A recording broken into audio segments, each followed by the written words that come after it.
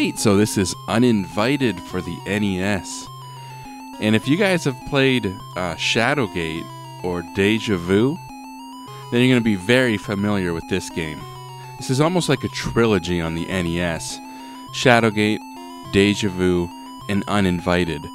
3 games that use the exact same engine, the same interface, just with a different storyline or a completely different setting. Okay, so Shadowgate sort of takes place in medieval times, and you have like castles and dragons. Deja Vu takes place in sort of like a Chicago 1940s, 1930s, 1940s. And Invited takes place in a haunted mansion. So they're all completely different storylines, but the interface and the way you play them is exactly the same. You know, it's like if you've played a Sierra point-and-click adventure game or a LucasArts Scum game.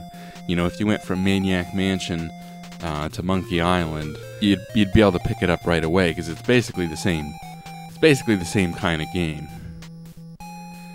So, like I said, this one takes place in a haunted mansion, and you've got all your commands at the bottom of the screen, just like obviously in all the other games.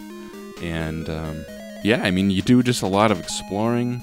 You're trying to figure out what's going on by examining things and picking up items and figuring out where to use the items. It's just like the other games. If you haven't played the other games, or you're not familiar with these games were developed by ICOM Simulations, and they became known as the MacVenture games because these originally came out for the Macintosh. So here we can see Uninvited on the Macintosh, and it made sense back then. These games came out in like 1985 originally. Deja Vu originally came out on the Macintosh in 1985. And of course the Macintosh in 1985, well, the Macintosh was one of the first home PCs to make the mouse like a common thing. You know, it wasn't the very first computer to have a mouse, I don't think, but it was probably the first home computer to have a mouse. And so these point-and-click adventure games made perfect sense on the Macintosh. They also had a really high resolution for the time. The Macintosh computers, they were only black and white, but they had a much higher resolution than the color computers of the times, the Apple IIe's and the Ataris and all that stuff. Had a much lower resolution. So even on this NES version, they've really had to drop the detail. You know, there's not as much sharp details on the screen, but it's color. Now, I think the order that they came out on the Mac originally is completely opposite of the order they came out on the NES. See, on the Mac, Deja Vu came out first in 1985, then Uninvited in 1986, and then Shadowgate in 1987. They also had a sequel to Deja Vu, Deja Vu 2, Lost in Las Vegas, which never came to the NES. So on the NES we got the first 3 games, but they came out in the complete opposite order.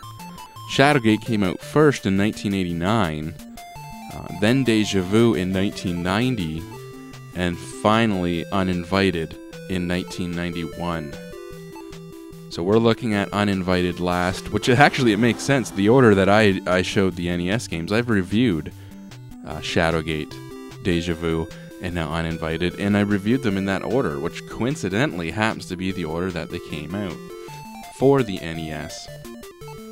So like I said, it's almost like a trilogy on the NES. I think if you like any one of the 3 games, you would like all 3 of them. Obviously, like I said, they're basically the same game, just with a different storyline. And if you like these kind of point-and-click, early adventure-style games, yeah, you should definitely try and get all 3 of them on the NES.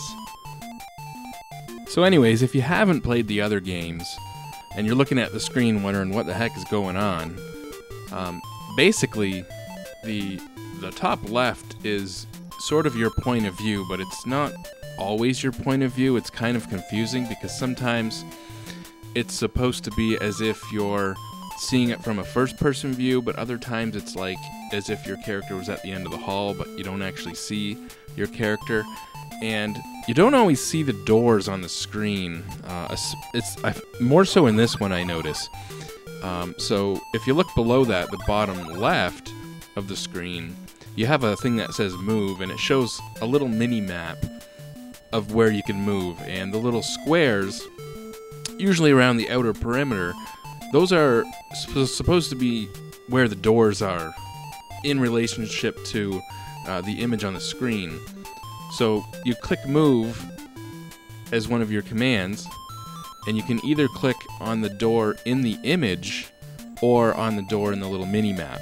And like I said, in this one especially, you can't always see the door visually on the screen, so you have to use the mini-map. So keep that in mind. Like I said, this game is, command-based, so the bottom center of the screen, that's all your commands.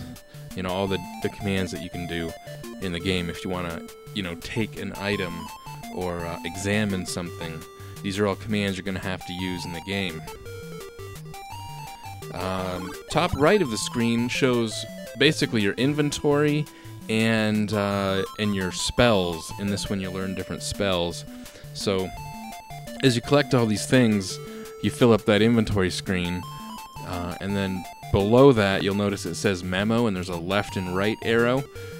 That will scroll through the screens, because eventually you're going to have like page after page of inventory items.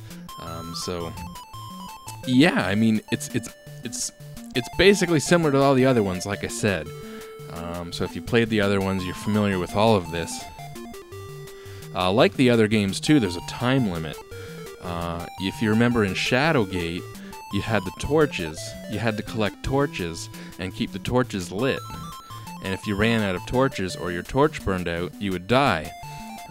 So even if you collected all the torches in the game, there's only a limited amount of torches. You'd eventually run out of torches. So in a way, that was like a built-in time limit. And this one has a time limit also. The time limit in these games is basically just a way for them to make the gameplay longer, because in this kind of game you could spend hours wandering around not knowing what to do. You could spend hours just trying to figure out how to get past one puzzle. Obviously with a time limit, you're going to eventually run out of time. You're not going to be able to beat the game within the time limit if you've taken too long to figure something out. So you'll eventually run out of time and die, but then your second or third time going through the game, you'll know what to do, so it won't take you as long.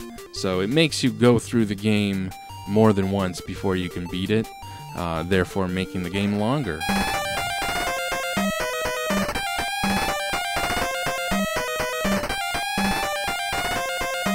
Like in the other games, you die a lot.